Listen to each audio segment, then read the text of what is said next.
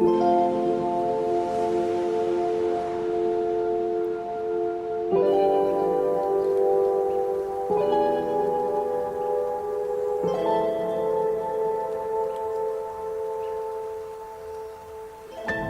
name is Frater Crow, and I've always experienced life a little different than most. The veil between the spiritual and physical planes have always been thinner for me than that of your average person. Since a child, I've had the gift to see, talk, and experience the presence of spirits and ghosts. I've used this ability to give voice to those that have passed and no longer are heard or seen by the masses. With my good friend and partner Daniel James, we will shed light onto so many topics and do our part to bring to the surface what often is hidden in darkness. My name is Daniel James. As early as I have memories, I have had sightings of UFOs, shadow people, beings from other realities, sleep paralysis, and a call to the unknown. My interests in the paranormal has led me into producing films, documentaries, and web series about all of the mysteries that I chase. Now, my journey has led me here. To share these stories with my partner Garrett, and with you.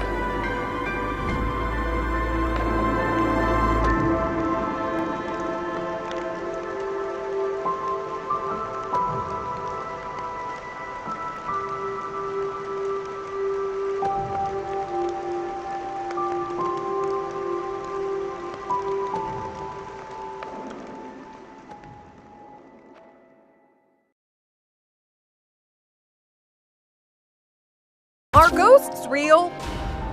Several recent encounters suggest there might be more things in heaven and earth than we can dream of.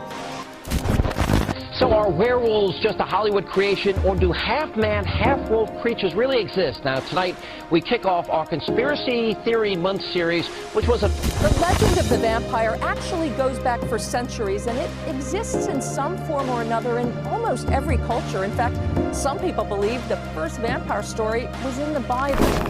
Well, for decades, only crackpots and crazy people believed in UFOs. That's what I thought anyway. And then in recent years, it turns out that governments have been taking them seriously all along. Try and clear up an ancient mystery with the help of a prominent veterinarian who says she can prove that Bigfoot exists and that he's related to all of us. New reports, 5 pilots coming forward over the weekend saying they've had multiple mid-air encounters with high-flying, fast-moving objects.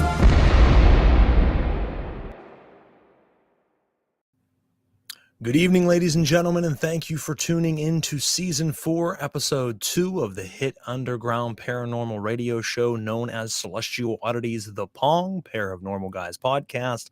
I am your host, Frater Crow. And I am your co-host, Daniel James. Now, if you're listening out there on the radio portion rather than the video, and you heard half of that intro and then it started again, I apologize for that technical difficulty. For some reason, the video didn't kick on, even though it said it did.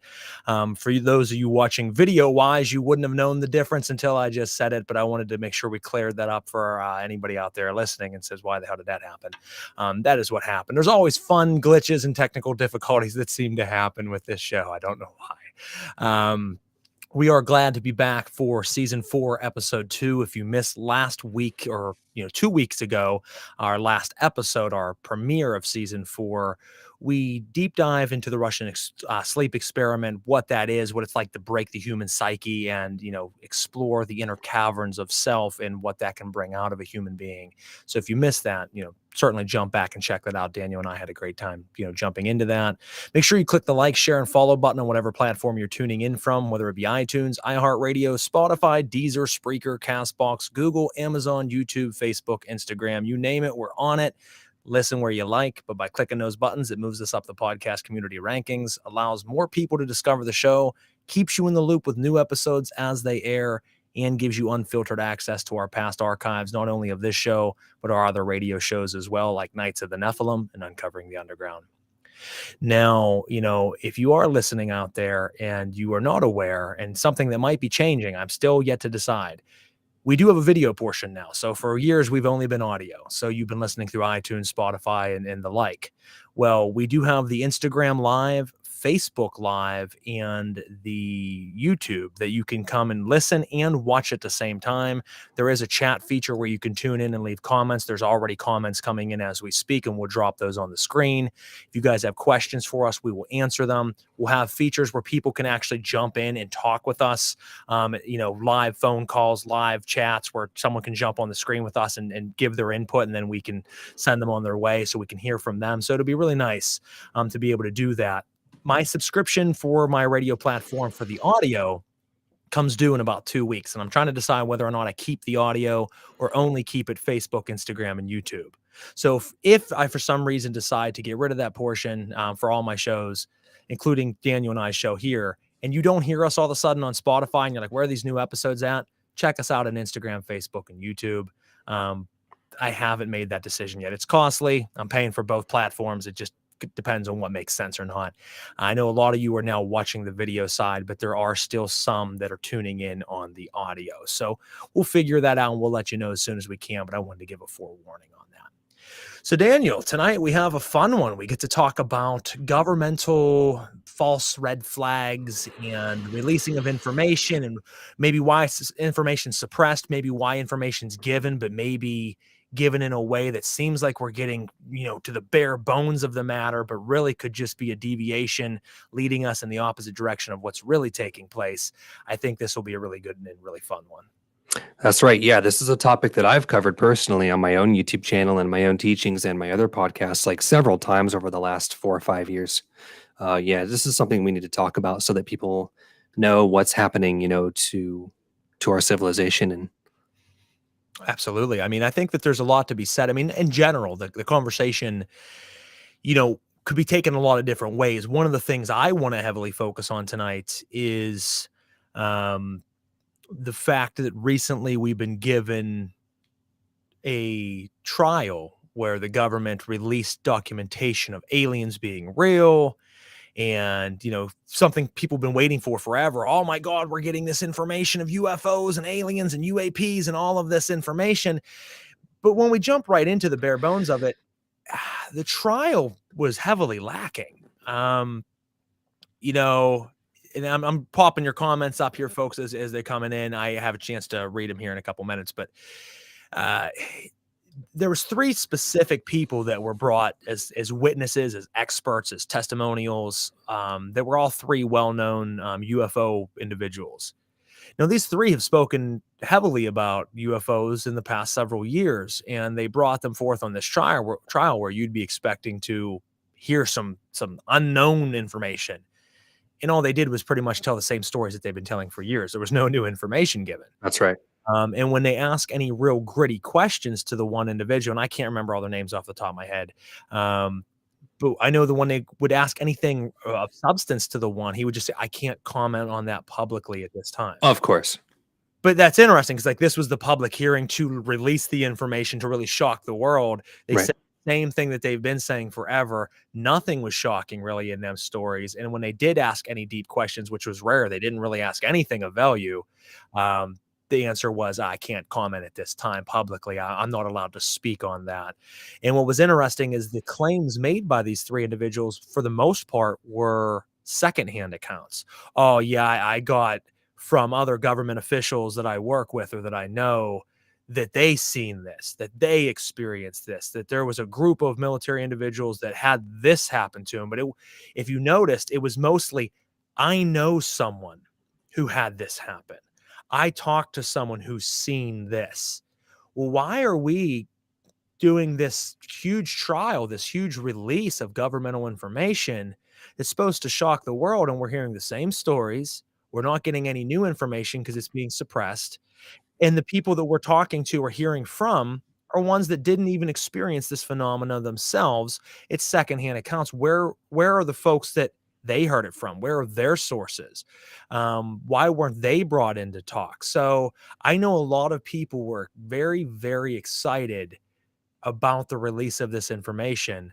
But then once a lot of us heard it, we're like, oh, well, that doesn't surprise me. And it brings me to the point, was all of this kind of a play? It's structured and built to be this huge release that some people are still shocked because they're like, the government did actually agree that there's aliens, but they didn't really say anything. They didn't show any bodies. They didn't bring anything out of the courtroom and say, here is a physical, body or physical UFO vessel. Nothing. If anything, it was pictures and videos that are subjective. So, I mean, what are your thoughts, Dan? There's a lot I still have to say on this, but I would love to get your thoughts on what do you think about the recent trial and release of info? Yeah, I'm going to pop off and just stop me whenever I've gone too far. You need to add something because I mean, there's really no end to what I have to say about this topic. Like I said, I've covered it myself for 5 years. Okay.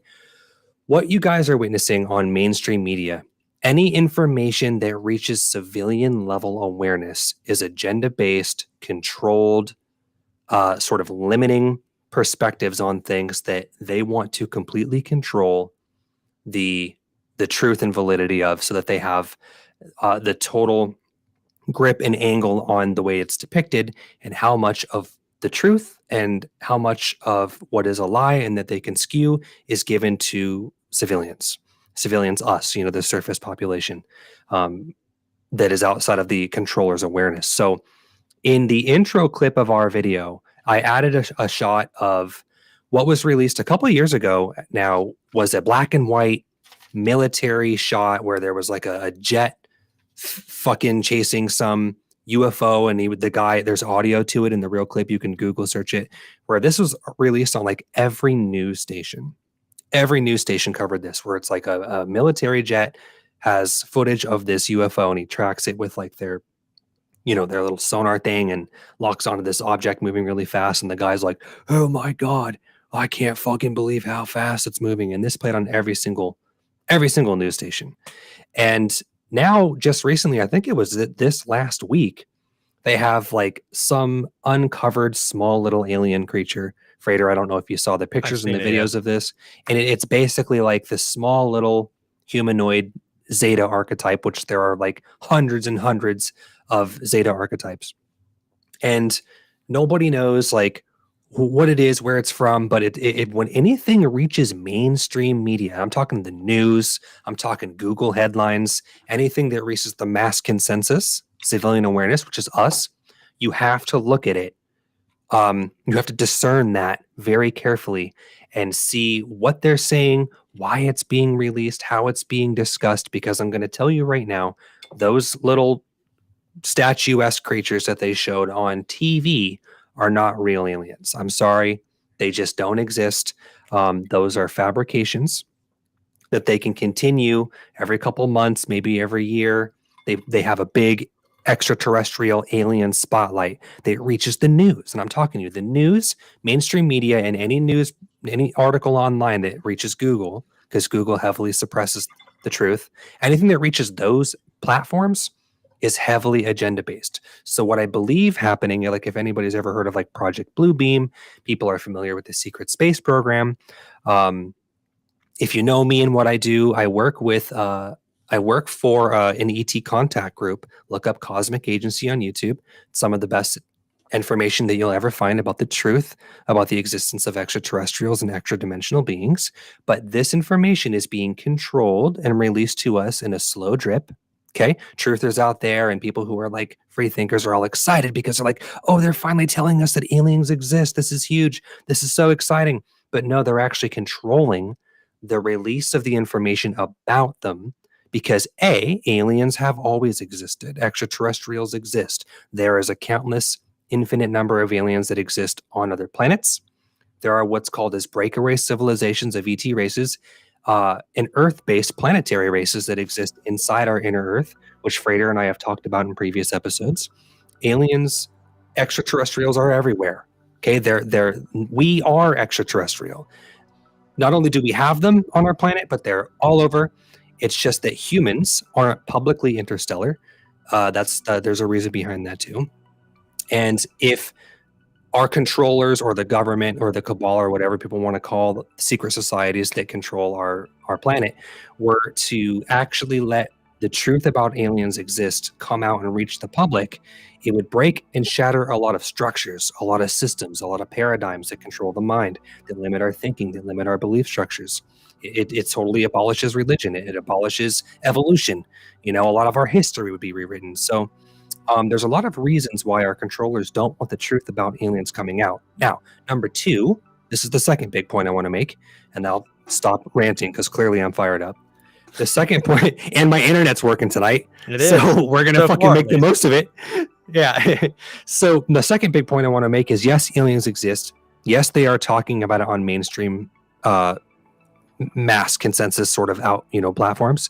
But you look at the pandemic from 2020, you look at the Ukraine war, you look at all these really big things that are happening. So the third wave of these really big things that affect the whole planet, not just a single country, but everybody's involved to some degree, would be the existence of aliens. So that would it's something that would affect everybody in really, really life-altering ways.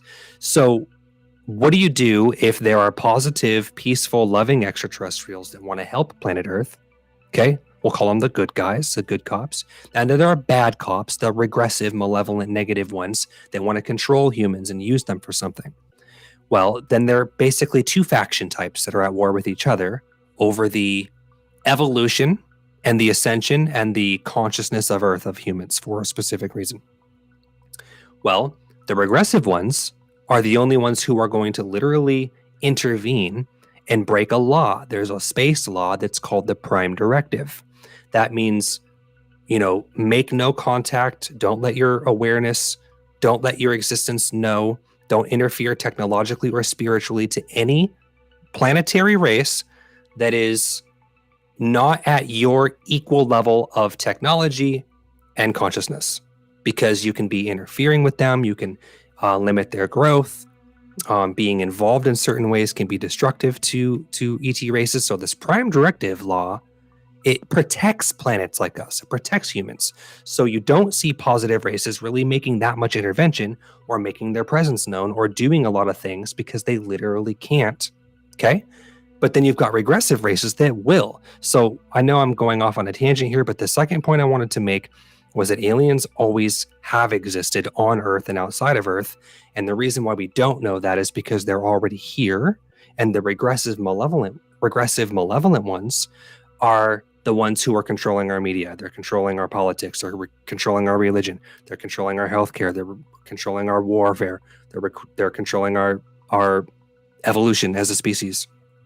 And if they can keep us small, and they can keep us limited, and they can keep us afraid of the existence of aliens, why do you think movies, more often than not, 80% of Hollywood films depict aliens, extraterrestrials, in a negative, fear-based way? They're blowing us up. They're fucking lasering us. They're probing us. They're abducting us and doing terrible things. They're invading and terraforming.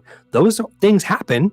They do happen, but sometimes a regressive race will take over a planet quietly, and they'll do it through the mind, and they'll do it through psychology, and they'll do it through the media, not in a military hostile takeover, but it can be done psychologically.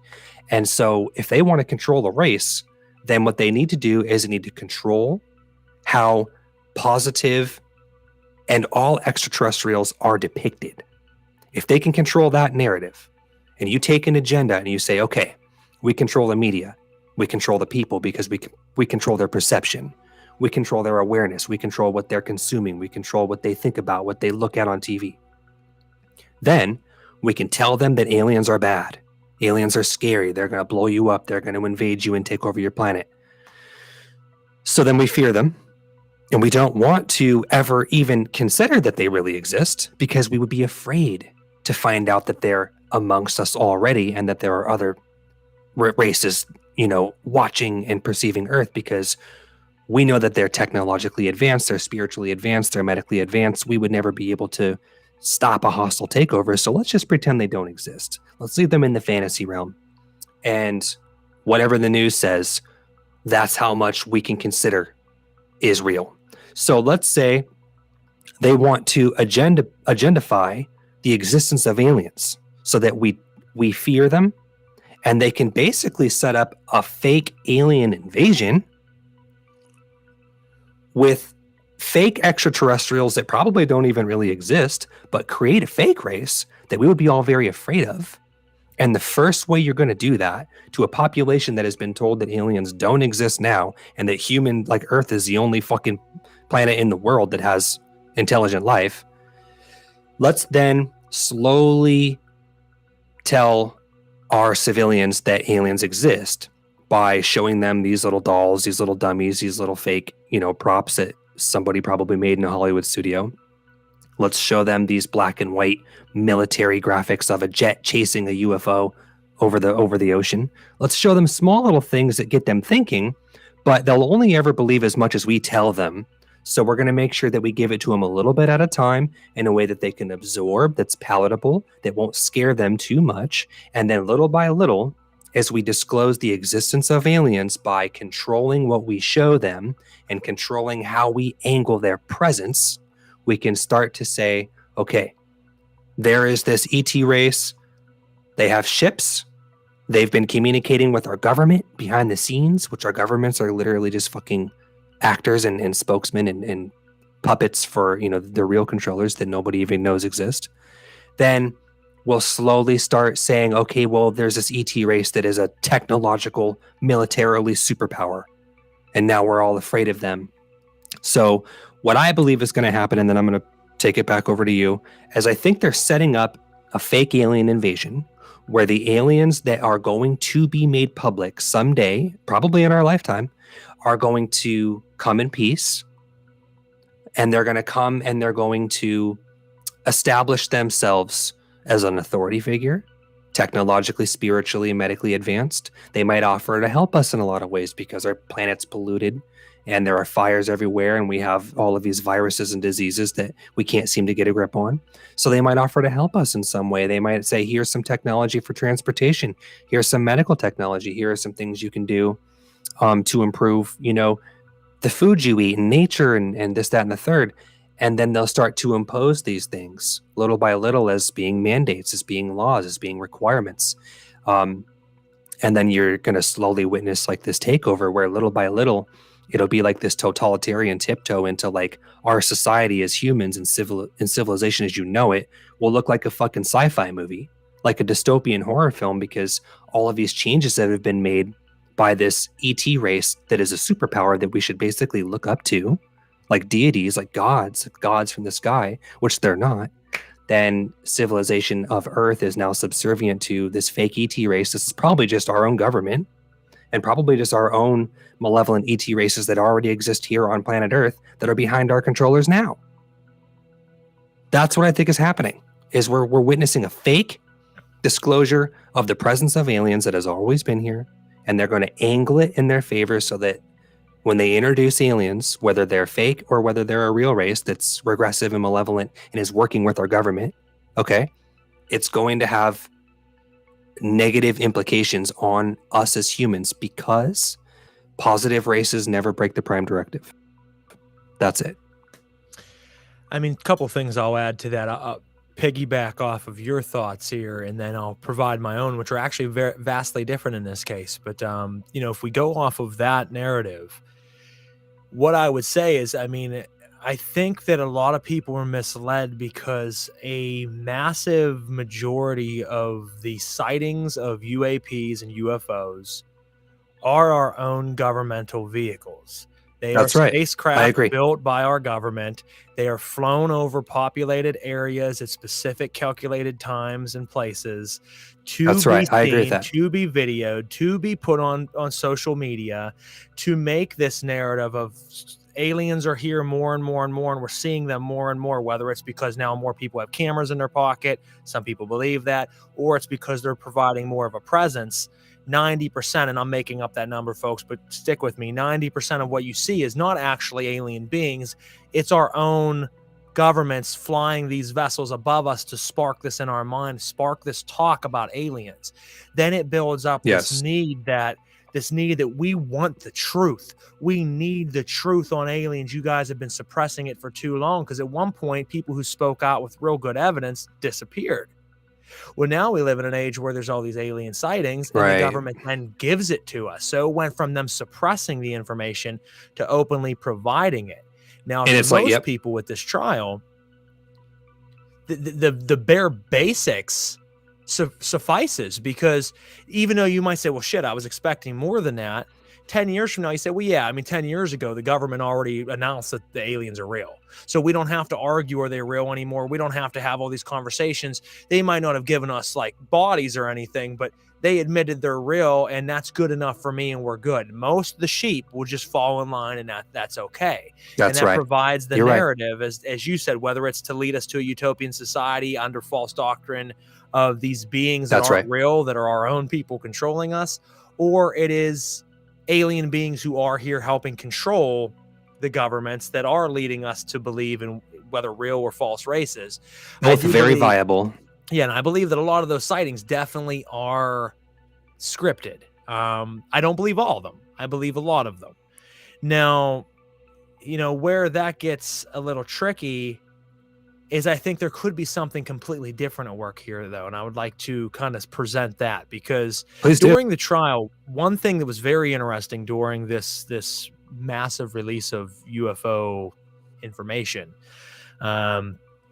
when they ask everybody these witnesses, these three specialists, what got you into ufology, what got you into studying aliens and this and that, they all said that the 2017 New York Times article that supposedly blew the roof off of everybody at that point, that New York Times put this article out that talked about the fact that governments know that aliens are real, that there's all this information, that there's a whole program of the U.S. government dedicated to alien research.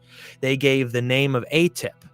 ATIP, if you don't know, folks, I would start looking into this. This is a big rabbit hole here.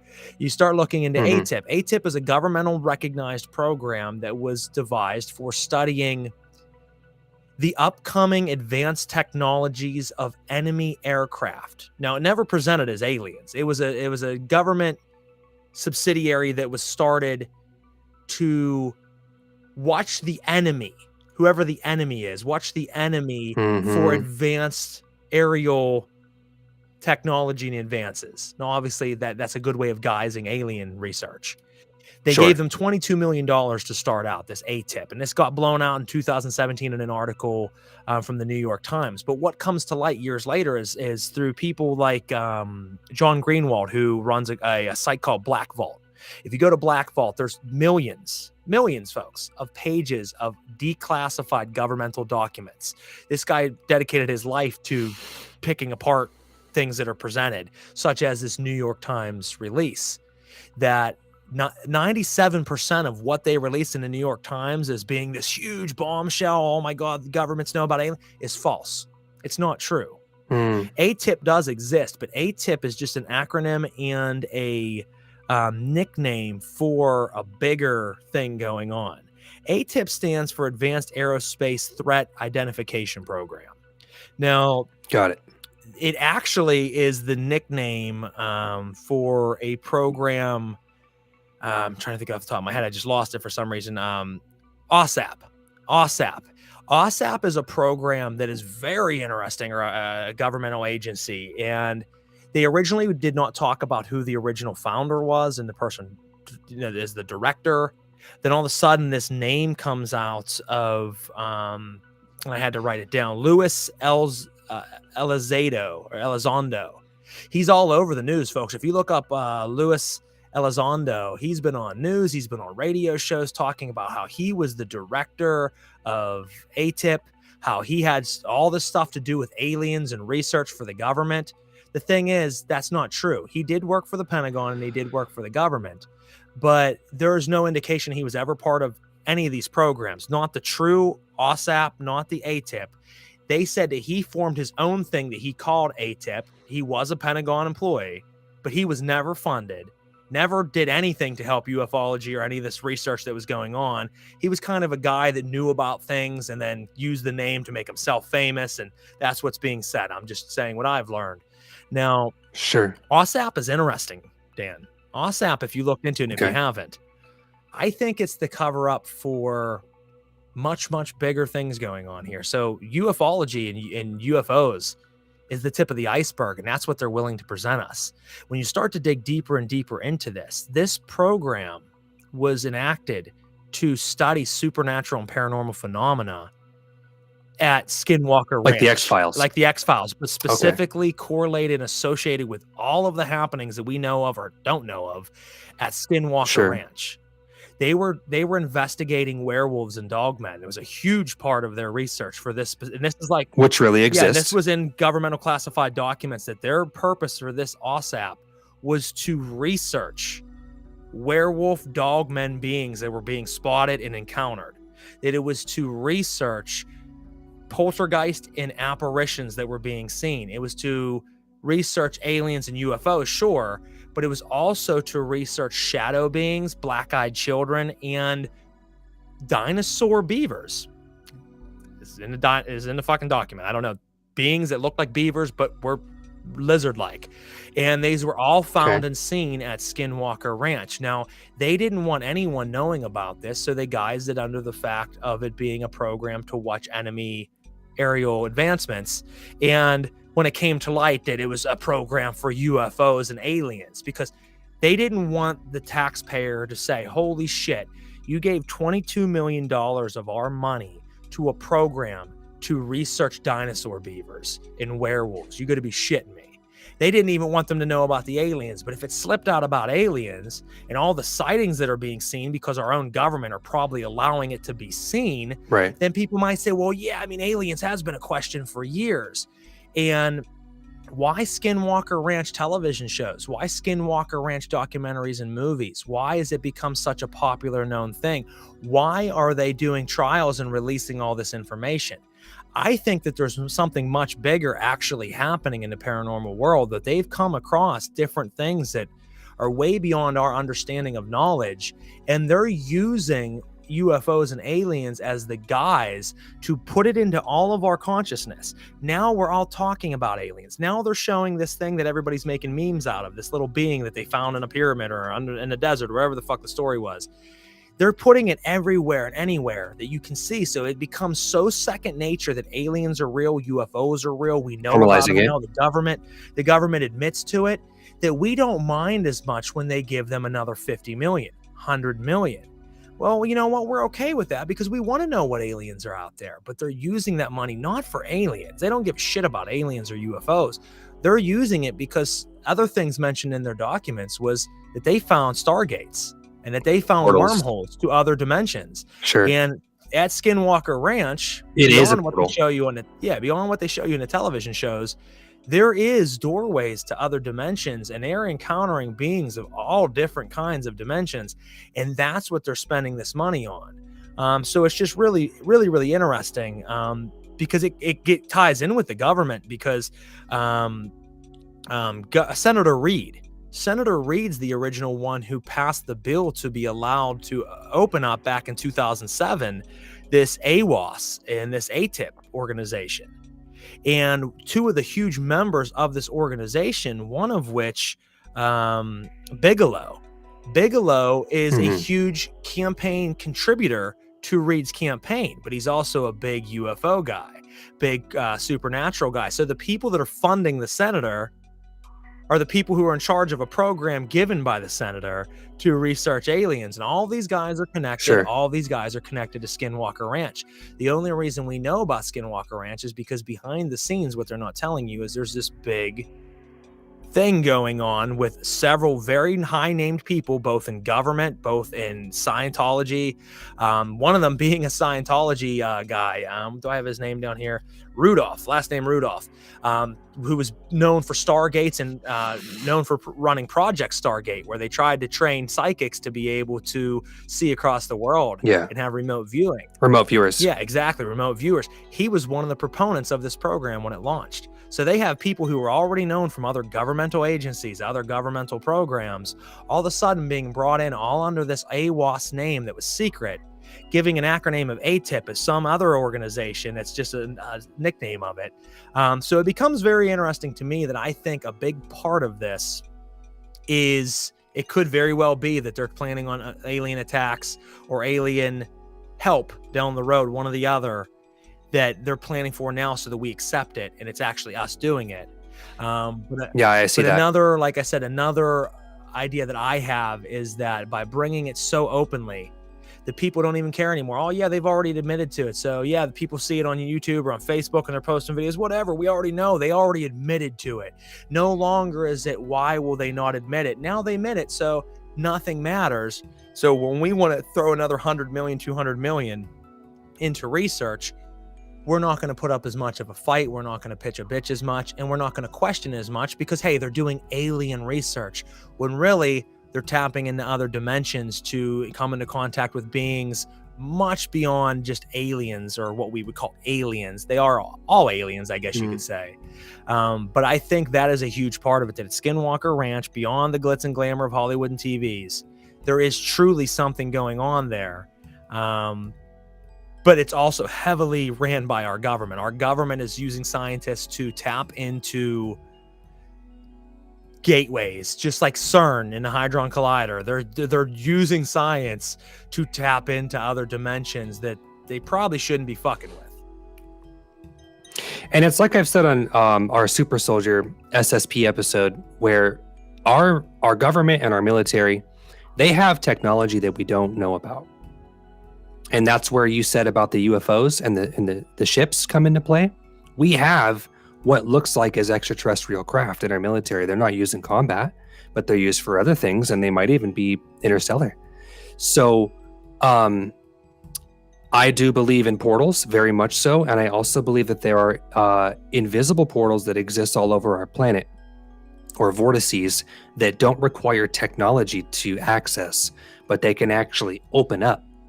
And they're invisible, and people can kind of slip in and out of these portal systems without knowing it, which might even be like a whole other topic. But so not only do portals exist naturally on our planet, similar to like ley lines, well, you can find portals that are that are above or underneath ley lines. But I absolutely do believe that our military, our government, our secret societies, our controllers, they are using portal systems to communicate to other dimensions, other ET races, and I think that that's probably more common than we would imagine. Well, and one thing, and I mean, you could call this conspiracy or not, but why do they show us so much in movies? Why is there all these things in Hollywood and entertainment? Because it gears us up to not be. I mean, we're still surprised when it's real. When you hear the boogeyman and then you actually meet him, you're like, holy shit, it's real. But you've already been trained that there's been a boogeyman since the time you were born. So it's a shock, right. But at the same time, it's like, oh, well, this is just what we've always been told. Hear me out for a second. What is one of the huge TV shows out there? Everybody loves, everybody watches. Hollywood effects are great. It's got a gripping story, but it's telling exactly what I'm saying here. Stranger Things.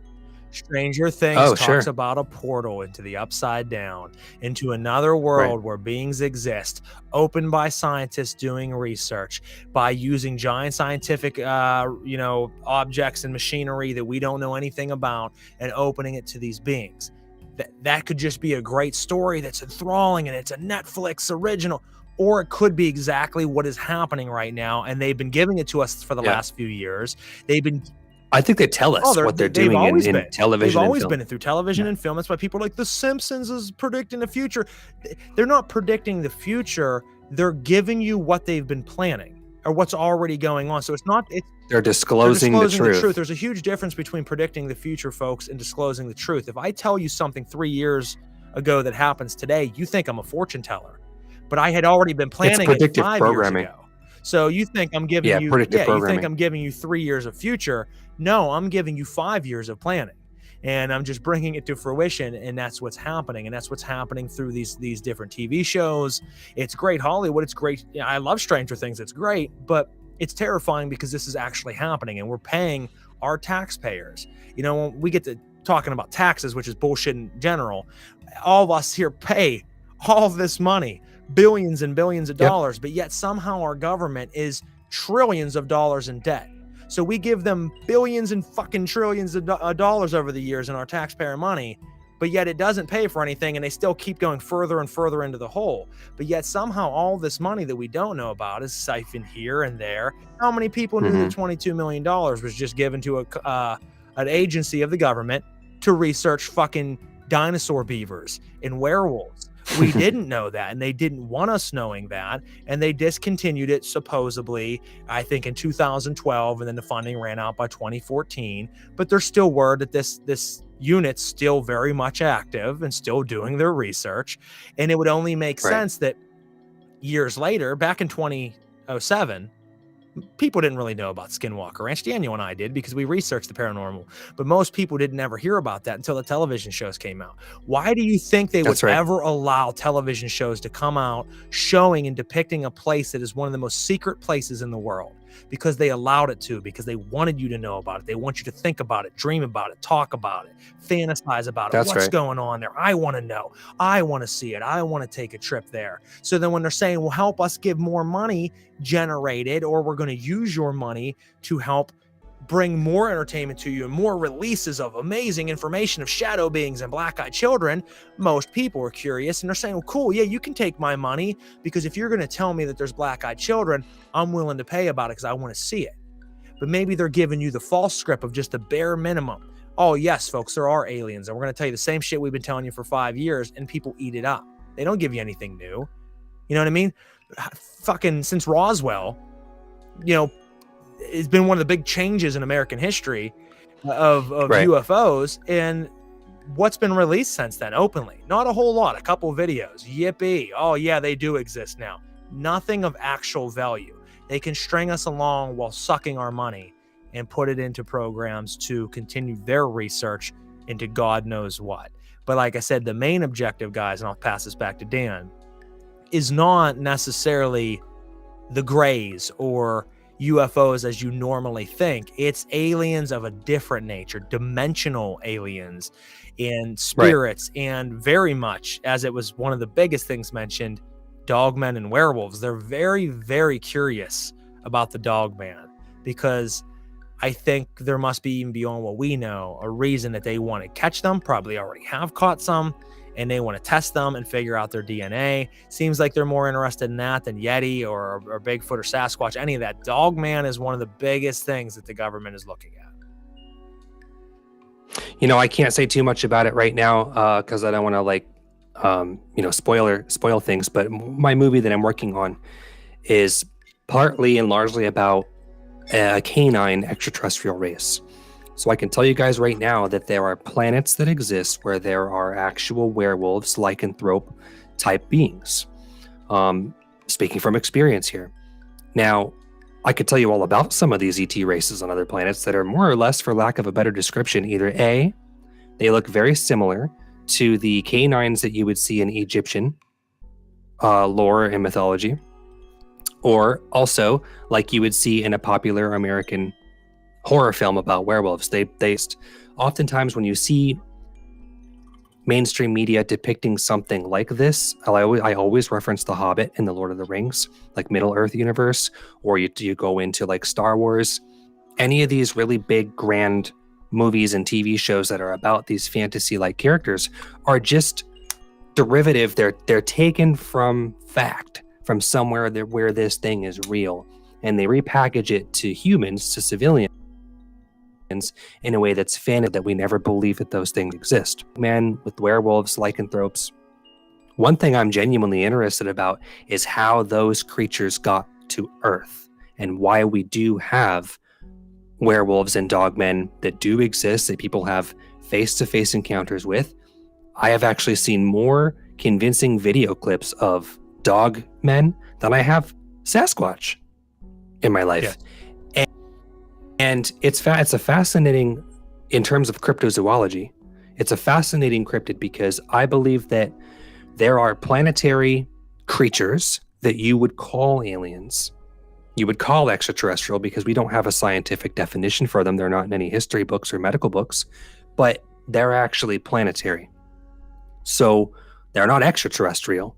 They're something else. Or like we talked about, interterrestrial. Interterrestrial. Yeah. Yes, in the Earth. That's right. Because inside the Earth, you have like hundreds of species we've never heard about. They live in tunnel systems. There's also breakaway civilizations that are like the size of countries inside the Earth that have like creatures we've never heard or seen about. But then you also have density pockets inside the Earth where we talk about portal systems.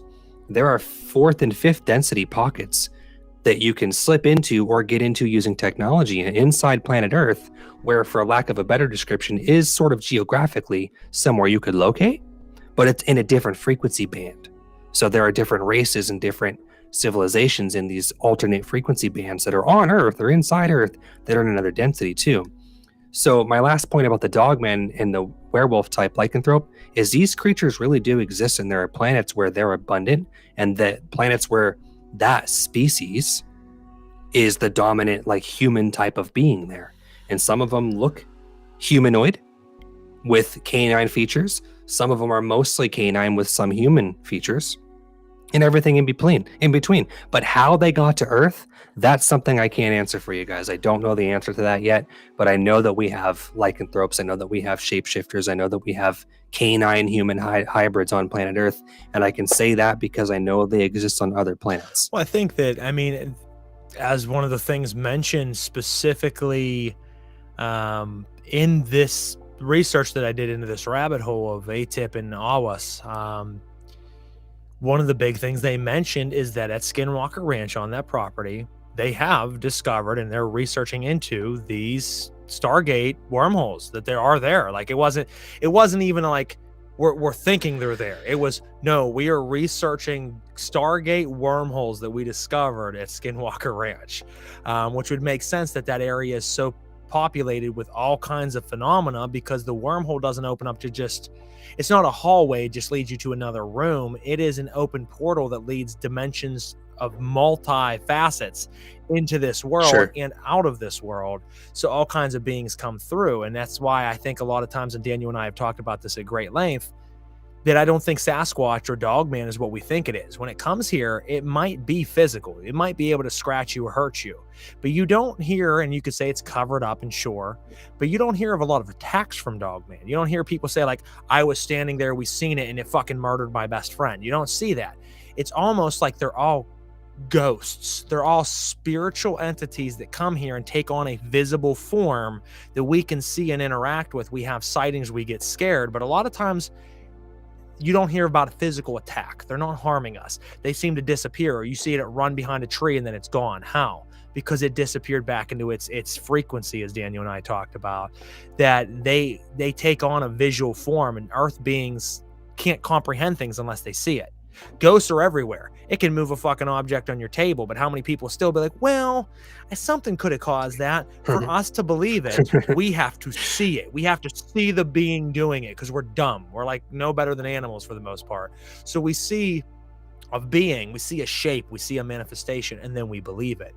So I think these beings do come through, and that's one of the reasons Daniel and I had made the artwork that you see behind us, guys, that is the two dogmen staring at each other, because it's one of the most fascinating beings. I mean, I have a great interest in the dogman or into the werewolf being, because I have met people and talked to people who have had very specific encounters that we've talked about in the past with this being. So it's very interesting. I would love to know what's going on at Skinwalker Ranch. Truly, I don't give a fuck about the TV shows and the documentaries and movies, because here's the thing, I don't believe it. I believe they're giving us what they want to give us, and most of it's bullshit. That's right. Here's I'm gonna say something that sounds fucked up, and a lot of people are like, what are you saying? For the longest time, I was a huge proponent of Gaia TV. Well, in the beginning, sure. I'm standing behind Gaia thinking that it's a false flag. Gaia TV is feeding us all this enlightened shit that, oh, you'll be able to tap into your DNA, and you'll be able to, and let's tell you the truth about aliens, and all this stuff that is provocative, all this stuff that blows your wig back. But I also think that a lot of that's scripted by the hands of the evil ones that run us. Just like there's a lot of YouTube podcasters out there, guys, who are interviewing amazing guests who are telling you bombshells of information. But the question that someone close to me recently asked, how are they doing so, Crow, without being killed, without being murdered, without disappearing? Do you think maybe they're false? And I said, I have wondered at myself that you have people coming on, oh, we're talking to the ex-director of a special unit of the government who's unveiling all these top secret information. They would never let that be aired and released if they didn't want it aired and released. So if they allow it to be, there's a reason they allow it to be, or it was never true to begin with, and they gave this asshole, this puppet, the script to read. And I think that a lot of the names that we hear, even the shit that I presented to you tonight, the AWIS and the ATIP, that we're like, oh, blows the roof off and it's the wormhole. That's just what they've given us as the secrets. They might not even be the true secrets, but I do believe behind them, somewhere at Skinwalker Ranch and in areas similar to that, some places like Mount Shasta, there are some really funky stuff going on that the government knows about, and they are certainly doing experimentation there, and they are interacting with beings. It's not that they're trying to, they have interacted and are interacting with beings of all different natures, and we're paying for it. We're paying for that research. Absolutely. No, I think you actually are right on point there. I don't have anything oppositional or negative to say about your opinions. I really do agree with you on those points. And one little also note, just a small disclosure, is about the werewolves that we have in our art. It's so appropriate because when Frater had the graphics made for us, I didn't request that particular creature, cryptid, or that image, but it was a cool synchronicity for me. Because, small disclosure, if anyone's ever heard of the concept of star seeds or earth seeds, it's the idea that humans, our consciousness may originate from somewhere else before you're a human incarnation. So it's part of what my movie is about, is when I spoiled it, that part of my ET race are canine hybrids. And so I have a deep affinity to the werewolves, to the lycanthropes, to that particular, what we would call cryptids here, but from my home planet, or from many home planets that have feline races, or insectoid races, or avian races, or aquatic races. The canine energy is what I resonate with most, and it was just a cool synchronicity that's what is basically our graphics and our logo now, are our two werewolves, because I'm like, okay, cool, that's just me. that's actually me. Yep. Well, and that's why I did it that way, is I had it so it's the two of us facing one another, both as werewolves or as dogmen, looking at each other. It's the two of us, and I think it speaks volumes, folks. So, I mean, if you have any, and there's a lot of comments come in, Lyra, I see that you've left quite a few, and I tried to pop up the ones that I could read, but while talking, it's also hard to read and pop them up and answer them. I know you had mentioned different things like the ocean. I rest my case. Exactly. I mean, we haven't begun to explore the ocean or have any idea of what's down there. And here's the thing. They've shown in movies and things, you go down to the coral reef. What if there was a door that could disengage and open? Mm-hmm. And then there's a whole tunnel system that goes under that. We would never know, because how much of the coral reef do you just pass over and touch? You're not going along the coral reef and feeling every inch of it. And plus the pressure deep down, right, you can't even get to the depths. So, I mean, I think the ocean is certainly a viable, component of much hidden knowledge of races that we don't even begin to understand. Breakaway civilizations. I think the mermen are real, and people will be like, oh, that's fucking ridiculous, Crow. No, I'm like, they well, exist. You've never explored even a little bit. And I mean, here's the thing I can say. People will say about all these things can't exist or they don't exist. We already know for a fact that there was treaties made that we can't cross certain areas of the Antarctic. We already know that Admiral Byrd years and years ago talked about his voyage to the Antarctic in one of the original television interviews way back when, still in black and white. He talks about the fact that he went to Antarctica, and after crossing a chunk of snow, they came to an ocean that we don't know about, that is not on our maps. They crossed that ocean and came to an area of land with alien beings there that they had contact with, that they talked with, that had every type of resource you could imagine, from petroleum to plutonium to everything in between. And they traded and bartered with them. And he said this openly on TV. That was then taken down, but people had copies of it.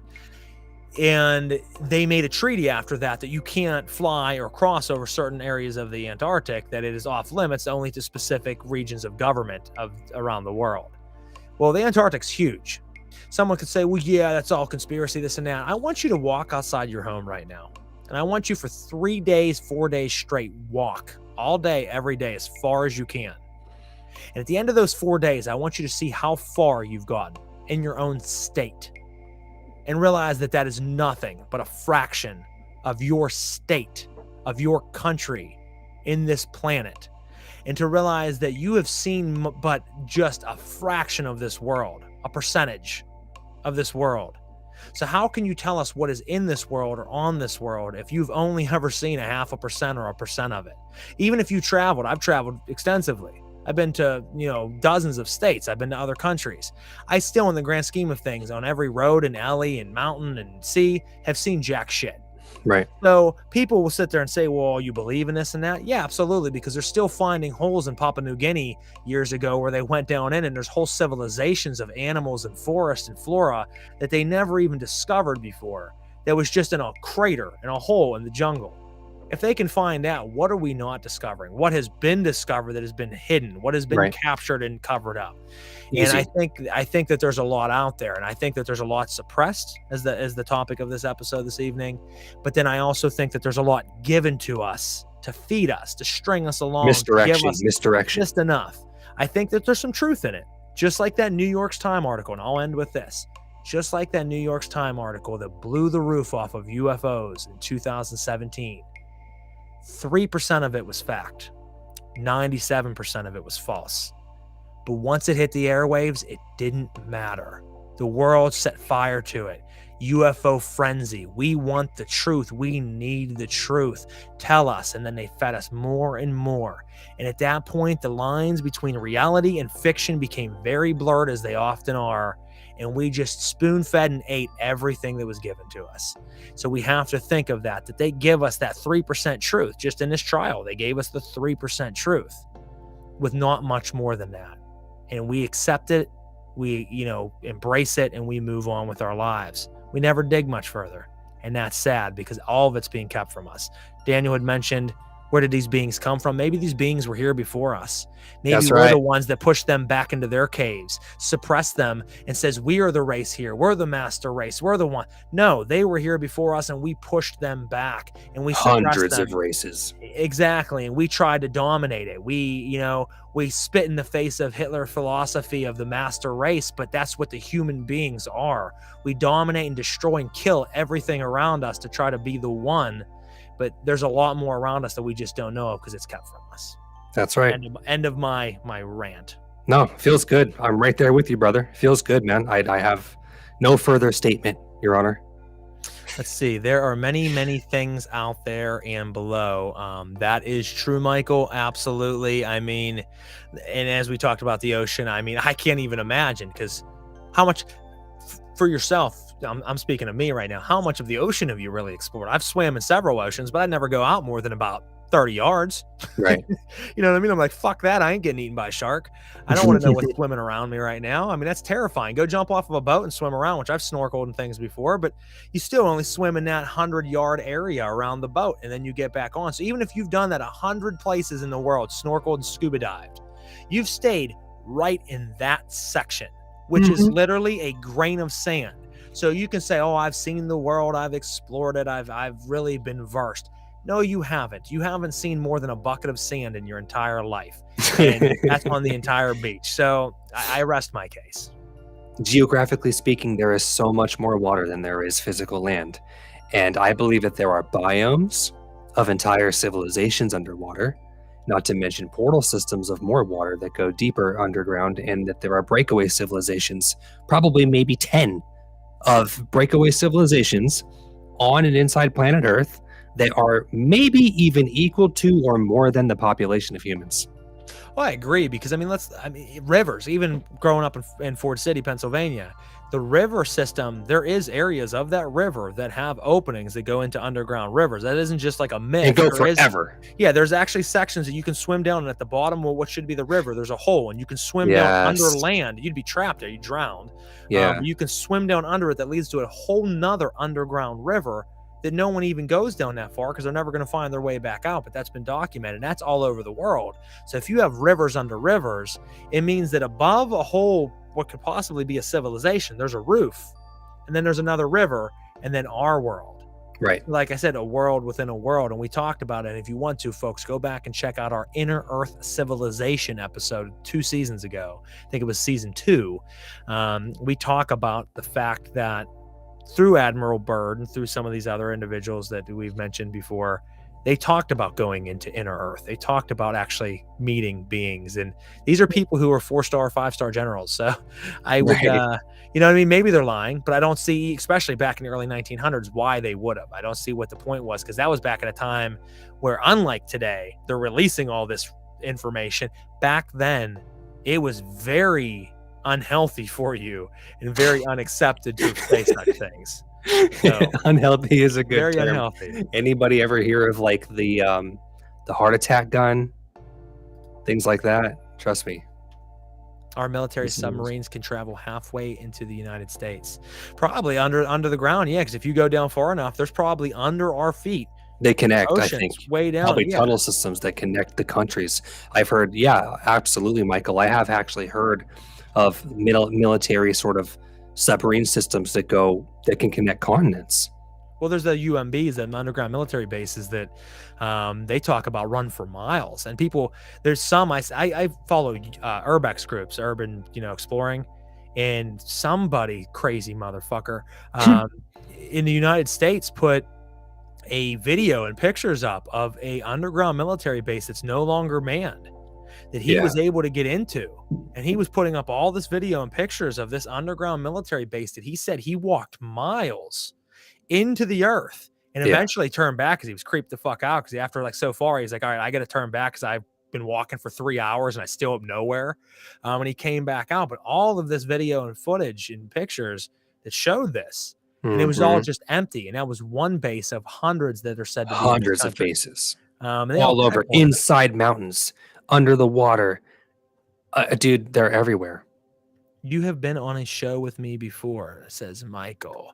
Michael Anthony, I believe. Michael, you can tell me real quick. Yeah, I think we've both been on his show. He's a really cool guy. He's local to us too, Pittsburgh guy. Were you on our show or we were on his show? He's a good guy. He's a free thinker. I like him a lot. I don't even know, man. It's been so much content over the years. People, I'm like, we've talked for hundreds. We talked for hundreds of hours about strange and unusual things. He's got an open mind. I don't know if you were on his show, but I know I was, and we were just talking about very similar things. He's a very open-minded, free thinker. Correct. Thanks for being here, Michael, man. Appreciate it. We said like 3 different things, so correct doesn't really give me the answer, but I'm going to accept it, Michael. That's all right. Real quick, before we finish out this episode, I did have a comment on our last episode that asked me to tell a story real quick. And I was going to save it for another episode, but I'm going to do it right now. Oh, yeah, let's do it. And then we'll finish up for the night. It's not related to tonight's topic, but we'll get it out there. Someone said, I want to hear more about your story, Crow, of the ghost city that you discovered, the ghost town. I told this on a past episode, but I said I would just do a quick highlight. So whoever the listener was that left that a week ago, and I'll try to go back and find you and let you know that it was on this episode at the end, roughly an hour and 2 minutes in. That'll be my place marker. A friend and I, when we were about 14 years old, somewhere around that ballpark, we used to go exploring the woods all the time across the river in Ford City, Pennsylvania. A small town along the river. Across the river should just be woods, and then should lead into areas like Cadogan and areas similar to that, very small towns. Well, we went one day into the woods and we were just exploring. We used to go around and, pick different mushrooms and look at them and climb trees and just do what fucking 14-year-old kids did, smoke pot and have fun. And we hiked up over this mountain, or over this hillside rather, and we came upon what looked like a little house on the prairie village of about 12 houses, roughly 12 cottages, 12 cabins, with no cars, no visible road to it, with a very, very peculiar and strange feel to it. Because normally I would be all about that shit. I would go explore every one of them. I'd be like in heaven, that's my shit. But my buddy, whenever I said to him, you want to go down there and check that out? He was scared and panicked and said, nah, man, I don't want to go anywhere near that. And then what was weird is he asked me, do you want to go down and check it out? And I said, nah, man, I'm good. The vibe is off. For some reason, the vibe was off. Like, nope, don't want to go down there. Don't want to go anywhere near that. And I don't know why, because that is something I've thought about later on. Like, now I want to go. But when I was there, something caused that fear. Like, not a normal fear, not my fear. Something made me afraid of it. And what was interesting is there, like I said, never explored this town. It's not on the map. When I talked to people who live in that area, they told me I was crazy. It's not there. I went back afterwards on my own several times to try to find this place. Could never find it again. It vanished. I know it sounds crazy. Years later, I had a dream about it out of nowhere, which was the beginning of my spiritual awakening years later in my life. I wasn't a very spiritual person. One night I had a dream so vivid that I was exploring this town by myself, and all kinds of weird shit happened. And when I awoke that morning, I became an extreme spiritualist. I Mhm. began occultism. I began studying, and I became what I am today. Now, I reached back out to that friend to ask him, do you remember that time that we went and found that ghost city that we were scared of, that we wouldn't go to, and then we couldn't find it again?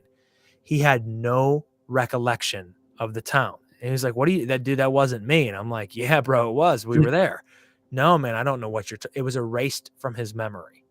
I am the only person that knows of this story because he doesn't remember. I don't know what it was because I didn't explore it. I never found it again. But a listener says, I want to know more about that because that was one of the most fascinating things I ever heard. I wish I could tell you more, brother. I don't know. Out of all the things I've experienced, as I'm a paranormalist, I go out all around the country and explore and investigate places either by myself or with a team. I've experienced amazing poltergeist activity and hauntings and possessions and all of that. I have seen a UFO one time in my life, only once, which I'm thankful for because I never expected to actually encounter that. So I've seen a lot of very crazy things. That specific encounter was one of the weirdest that I've ever encountered because I've never heard of anything like that. I've never heard outside of Hollywood movies of someone actually Like the encountering Twilight Zone. a Yeah. whole town that is abandoned that looked like it was from hundreds of years earlier and then just vanishing. Mhm. So I did want to throw that out there because I didn't want to take up one of our call-in episodes with that story again, but I did want to present that to the individual. I'll make sure I comment. I think it was on YouTube, but I will comment on that so you can check this out at the end of the video. And other than that, I have 1,000 hours of live streaming. That's what's up, Michael. Yeah, I don't even know where we're at this point. It's a blur. And it's weird for me to think back. I'm like, yeah, I don't hundreds and hundreds and hundreds of hours of talking, and I don't know what the fuck we've talked about. But I want to thank you guys. Daniel, by all means, feel free to close out with any statements you have. Thank you very much, brother. I do appreciate you sharing that story. It reminds me of the Twilight Zone. You oftentimes in the past have asked me what my opinion are on these stories, and I do have a small opinion before we go.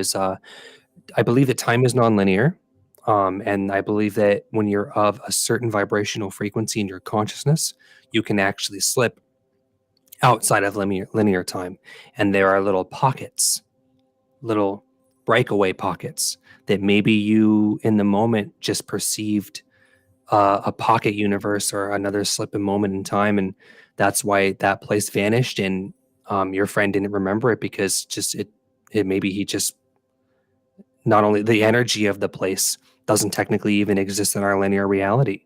So maybe for someone like him, his consciousness wasn't ready for that type of experience and kind of in a sense just buries it, blanks it out, or it's just doesn't exist in his timeline anymore. Well, that's what I Um, was thinking is somehow he experienced it because I experienced it. And because he was there, it brought him onto that frequency and he's seen it. But shortly after returning back to normal life, it vanished for him. Whereas to me, it was like I was there. that's what I'm saying. To him, it was just like a reel in a movie where I forgot it, just like a movie I watched a week ago. It's gone. But to me, it was something so profound that changed me. I couldn't believe when I reached back out years later and I'm like, you remember that time? Certain that he was going to say, yeah. And we were going to have this huge conversation. Like, what the fuck was that? No, he's like, dude, what are you talking about, man? And I like had to try to convince him that he was there. And he was adamant. He was like, that wasn't me, man. I don't know what the fuck you're talking about. And that was one of the most peculiar things of the whole story is I'm like, you don't remember? No, I don't remember. I wasn't there, man. That wasn't me. And I'm like, Right on. okay, man. I'm like, if There it is. I wasn't even going to push it. I'm like, all right, man. Maybe I should shut up. Maybe the Men in Black got to you and flashed you with the little flash. He fucking wiped his memory. I don't know. Wipe your memory. Listen, I'm guys, going to shut up so they UFOs don't do it to me. aliens exist. The disclosure of them is controlled. It's agenda based. Don't believe everything you see on TV. Okay. A lot of smoke and mirrors. And werewolves exist. Lycanthropy exists. That's a fact. You're speaking to one right now. And I would like to thank everybody for this journey going into the video side. I think it's fun having the video on, whereas like Absolutely. previous seasons were just audio, and it does add a new dynamic, a new layer to our show. So thank you everybody for being here, for watching us, for listening to us. And Frater, tell them what we got in 2 weeks. So in 2 weeks, we're going to talk. It's kind of out of order, but not out of order. In 2 weeks, we are going to do an episode talking about the thinning of the veil for Samhain and for Halloween. As we're getting close to that season, kind of talk about why it might be that the veil is thinner at this point, why spiritual contact is more present, why a lot more strange things happen at that point in time, and be deep diving into that. So that'll be a fun episode. Some people might say, well, why wouldn't you do that later in October? Well, we had to secure a date for our guest. And, we got a guy by the name of Jamie King and his wife are going to be on the show talking about Yeti and talking about Sasquatch. These are two people who, as I go out and research the paranormal and go out to all these investigation locations and research ghosts, these two do that on the Sasquatch side of things. And they go out and spend a lot of time researching Sasquatch. And Daniel and I had met Jamie and his wife 2 years ago. That's right. At HillCon and Hillview Manor in Pennsylvania at a convention. And he had a booth set up there. He was a speaker there. This is these two guys' lives. They spend their life dedicated to Sasquatch.